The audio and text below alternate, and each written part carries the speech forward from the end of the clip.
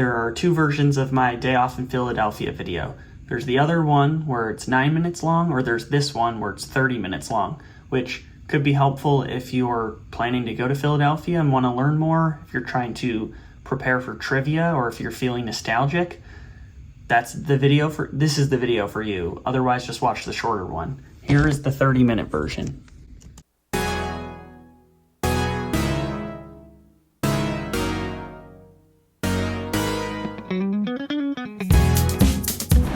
Good morning, I'm Brian, that's William Penn, and today is my day off in Philadelphia. I'm going to be going around and doing and seeing all my favorite things. It's kind of like Ferris Bueller's Day Off, except this is Philly, not Chicago, and I didn't book perfect weather for today, but I'm excited to show you around.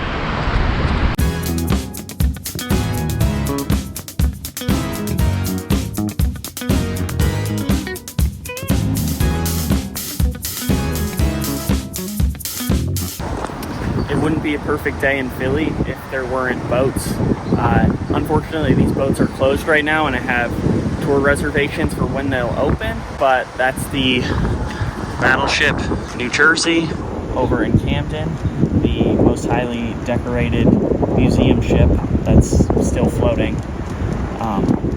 And then over here we have Cruiser Olympia and Submarine Bakuna. Especially Olympia is a particularly unique piece of history for a lot of boat reasons. Oh, and then here's Mushilu, which is seen in Rocky, but had to at least have something involved with boats to make it an ideal day. So I'm gonna touch a part of the boat real quick that's in the park, and then head on over towards Independence National Historical Park.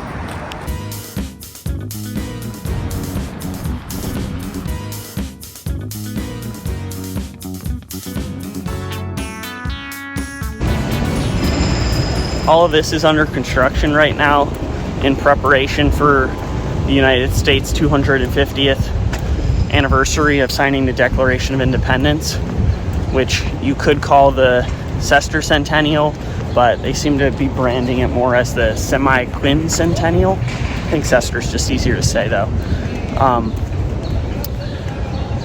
And so Philly will be the place to be very soon. A lot of history here. Here is another piece of history that I want to show off. Also, I haven't been good about saying the locations. The boats were at Front and Spruce Street, essentially. Now I'm at 3rd and Chestnut by the Museum of the American Revolution, which this might look to you familiar depending on what's in your wallet. Because if you line it up just right with a $2 bill, specifically the back, you can see that it's meant to be the same thing.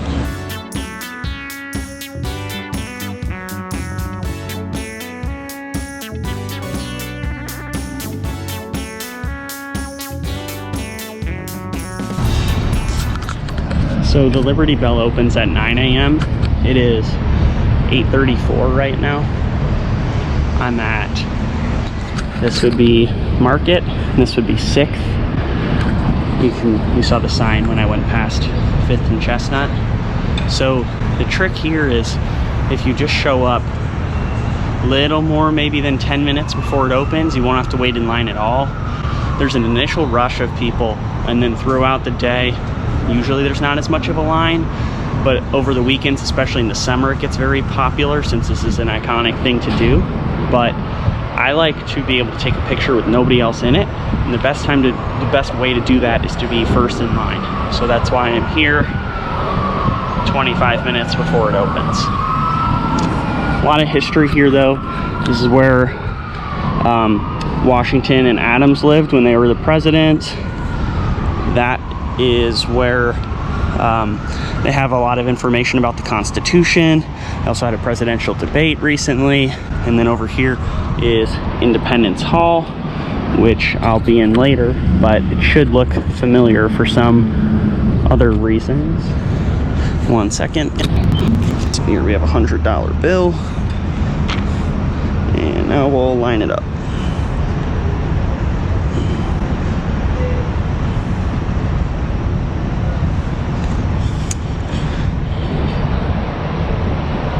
Wow, there actually is a time on the clock, on the bill. I never noticed that before if it wasn't for National Treasure. So hats off to them for that, I suppose. Oh look, somebody's up there on the roof doing maintenance.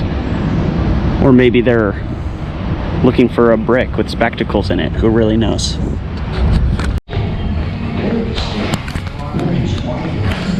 In my opinion, the way to do this is to bypass the museum, go straight to the bell, and then come back later to the museum, because you can always walk back into here.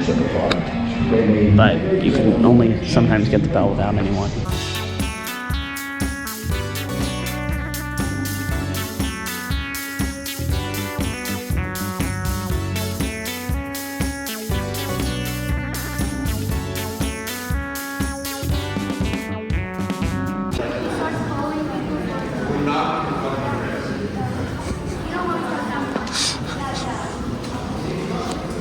See, and that's why I get to the line early, so that I can get here first.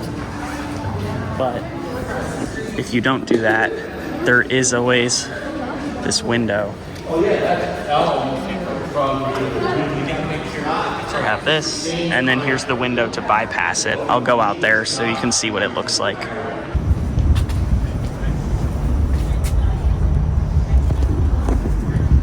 So that's where I just was. This is the bypass. The security entrance is over there. Oh shit. Normally you need a ticket, but I just discovered that, well, I just verified that you can go in without a ticket if you're here before 10 a.m. I think it's mostly just a summer thing. Whatever you do, do not go across these chains, because this is a secure area that you have to go through security, just like Liberty Bell. Just picture like you're getting on a plane at the airport. So in terms of National Treasure, they don't leave you unattended. You're not going to duck between tours, and you're not going to get on the roof unless you're the construction workers that are up there, because they're restoring the structure along with many other ones for that sesquicentennial that I mentioned before.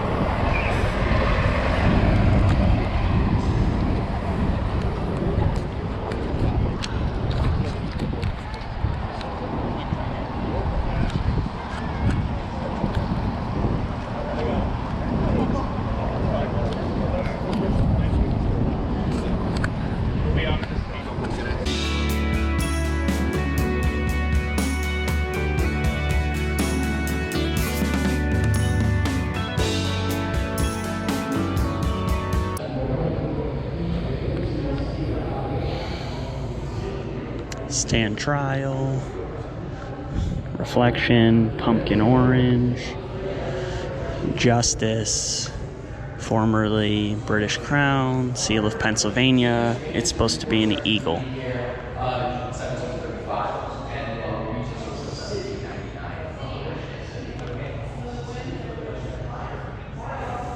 Jury of Peers. Lawyers sit there.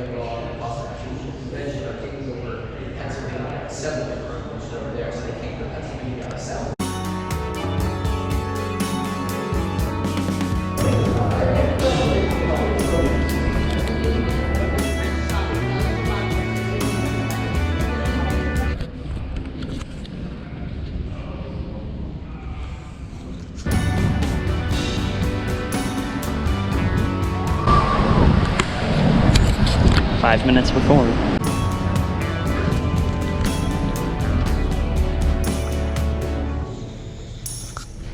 Normally you get to go up to the Senate, but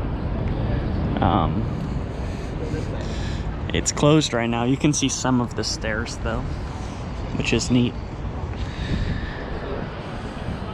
And then, so a lot of people miss going in there. Another thing that a lot of people miss is that Independence Hall, or the Pennsylvania State House, actually was taken over by the British during, and they used it to keep some prisoners. Another thing that a lot of people miss is this. It's called the Great Essentials. It's a pretty unassuming building, but it's a place where you can see a copy of the Declaration of Independence, Draft of the Constitution and Articles of Confederation.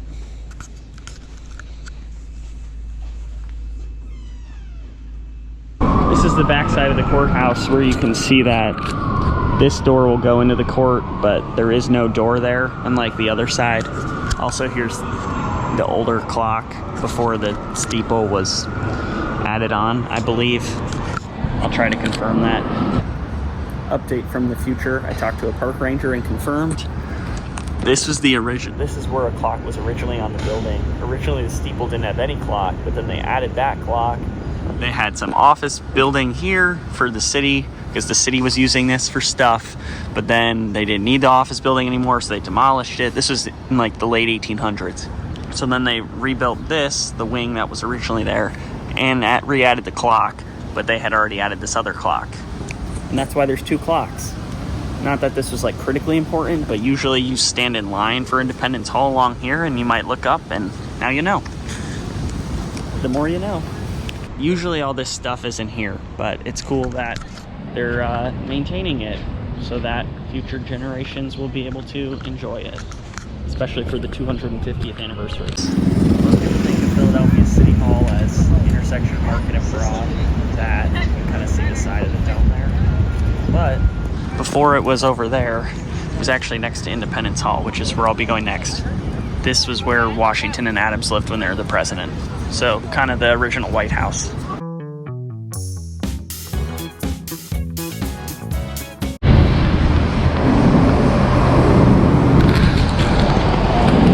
This is 4th and Market, and if you head this way, you see a note for that and for printing. And also a post office in honor of Ben Franklin. See? But yeah. So then you walk through here.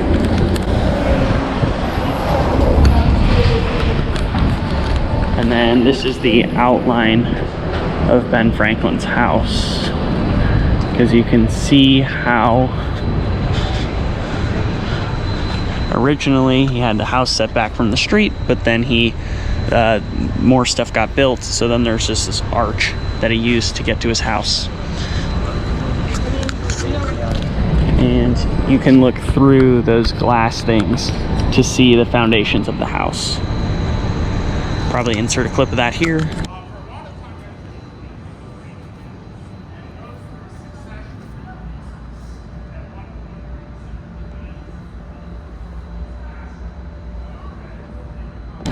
But my favorite thing, which most people walk right by, is the printing office, because they have a demonstration of the printing press.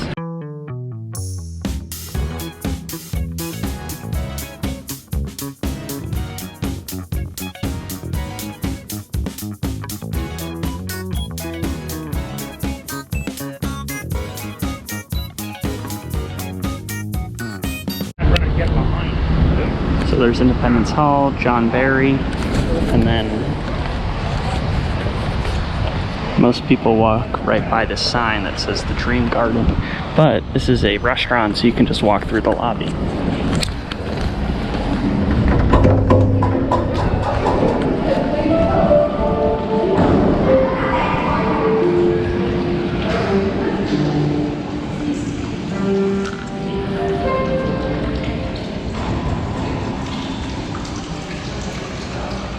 So it almost got sold to Vegas, is what I heard, but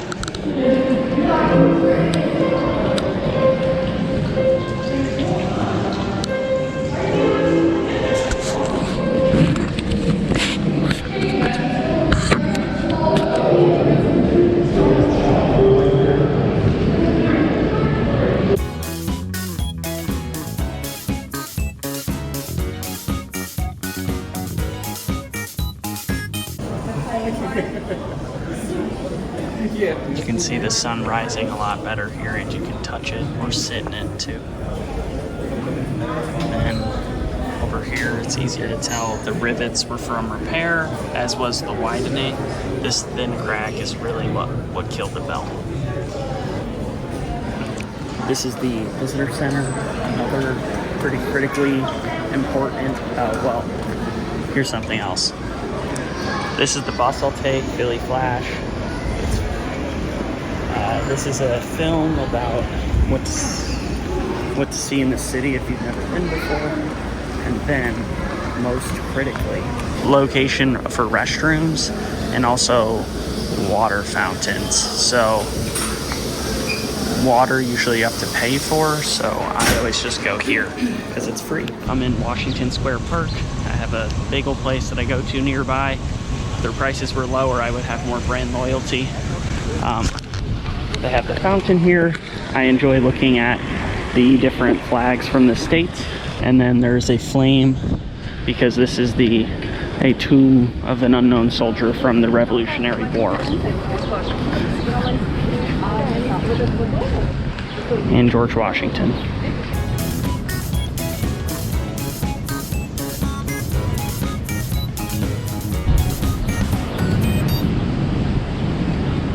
These things have definitely been fed before.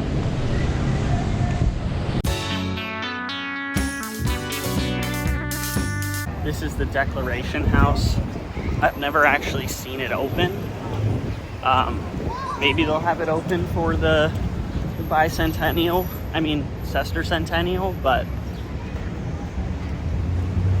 just worth pointing out.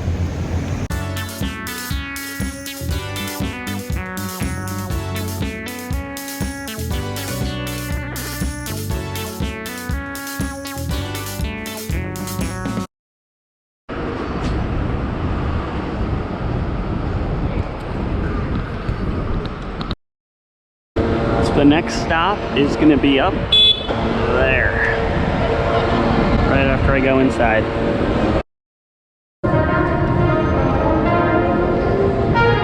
Franklin Moose.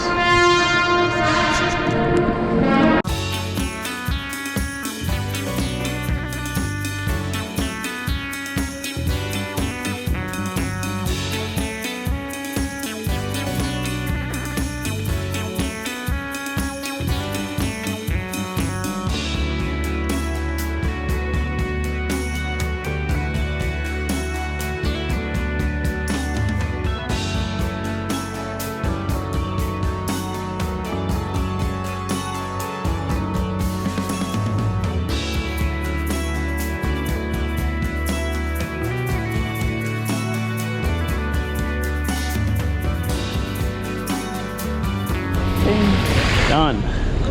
Time for lunch. So I'm at the intersection of, well, this is JFK because 30th is down there.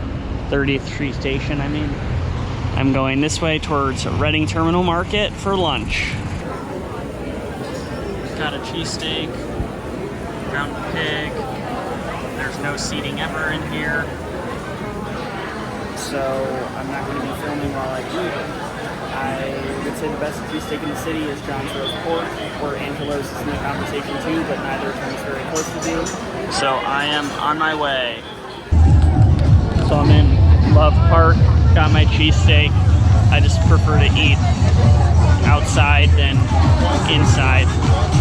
Next up is the Art Museum after lunch.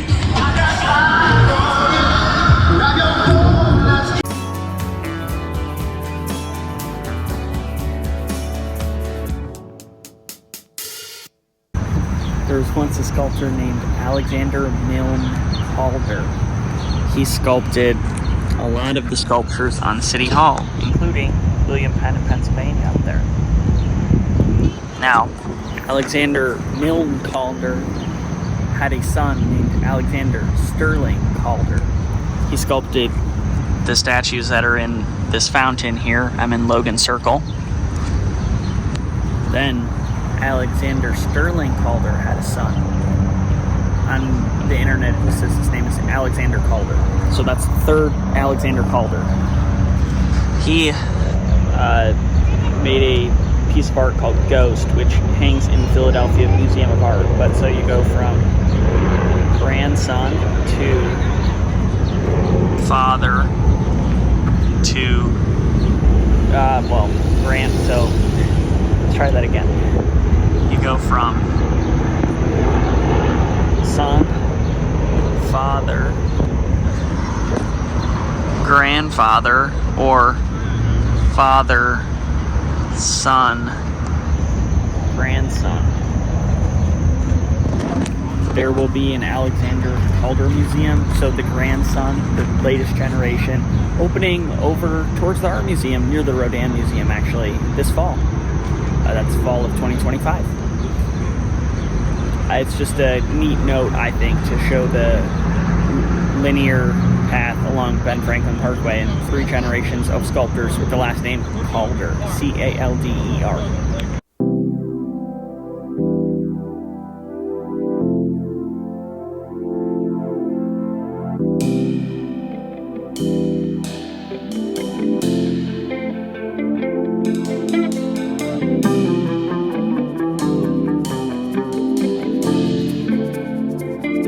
Rodin Museum.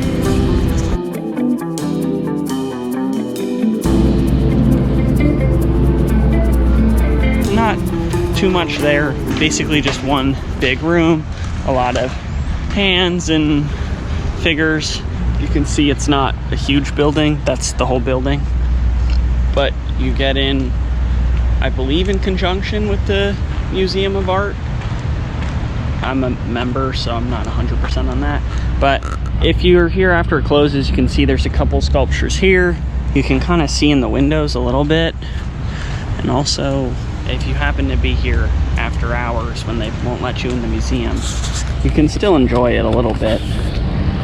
Through there, not really so much here, but the other window too. These are the rocky steps. I'll run up them in a moment. It looks like we got a statue up at the top and a statue at the bottom these days, which is surprising because the one at the top only comes out for special occasions. I feel like a misconception is that it's hard to run up the steps. It's not hard to run up the steps. I'll show you. It'll take 30 seconds. Really, it's just that Rocky does it at the end of his run, so I think that's why he's exhausted after it. This is a monument to Washington, as most things are, and some fountains. Summer is the time to visit Philly, that everything, like these fountains don't run during the winter. It is 3:30, hasn't started raining yet, which is good. It wasn't supposed to, but it's definitely threatening.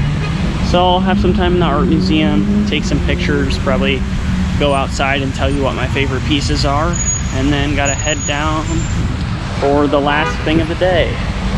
Phillies Tigers baseball.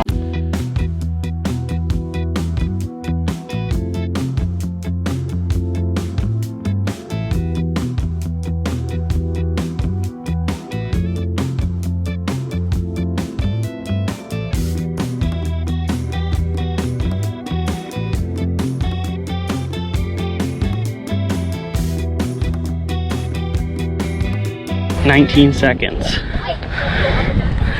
So not too challenging. Art museum now. Philadelphia Museum of Art is a very solid museum. They were starting their collection when Impressionism was becoming very popular, so they have a lot of very impressive Impressionist works. There's a couple galleries where you can just see literally walls of some of the most esteemed artists, so I think that's really neat. I think another really neat thing is that they have a lot of period rooms. That was something else that the museum kind of pioneered, where you have a whole British drawing room. Well, you go through a church portal into a cloisters, and then an Indian temple, and then a Chinese palace room, and then a Japanese courtyard. So traveling around the world just by staying at the art museum. Also, a super unique thing is they have a collection of china that the different White Houses have had for different presidential administrations. I'm trying to think what are some of my other favorite pieces. Yeah, anything from more traditional painting, sculpture, to plenty of modern stuff, if that's what you're into. So there's definitely something for everyone there, and it's not an overwhelming size, but there's still a lot to go and see.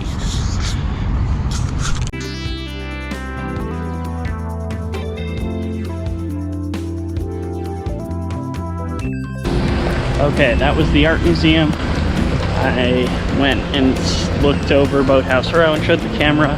I was just waiting for, I get a little self-conscious about vlogging sometimes, so I was just waiting for an opening with less people. Now going to essentially the Schuylkill River Trail, because I have to head to Citizens Bank Park for Phillies versus Tigers. I got an hour and 10 minutes to get there. I could have taken Philly Flash, the bus. That was the original plan this morning, but then I thought a little bit more river walk would be fine. Also, we're getting towards the point of the day where that bus doesn't run anymore, and I would really not be happy if I was just waiting and it didn't run.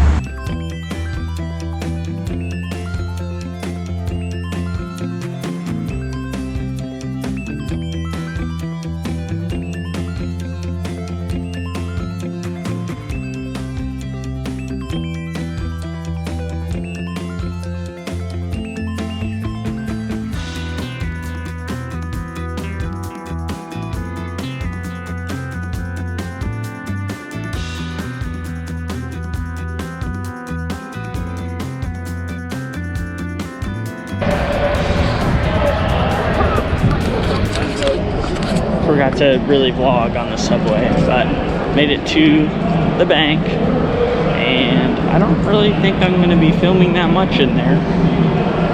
I hope they win. That'd be cool. You can see we're way on the outskirts of the city. There's the skyline. The bank.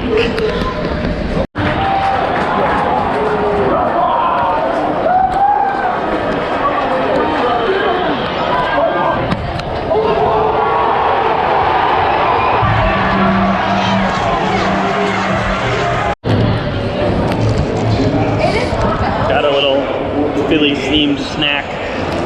We're in the 8th inning. It's tied 3-3. Shout out to Jeff for predicting a 4-5 final score. We'll see how it goes.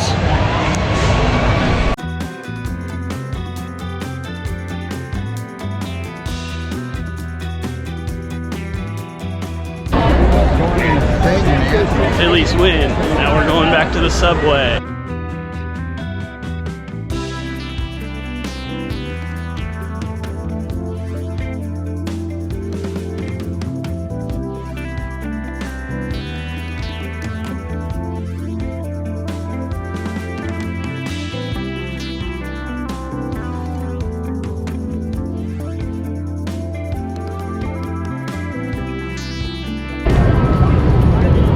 It's 10:20 p.m. This is about the end of Brian's day off in Philadelphia.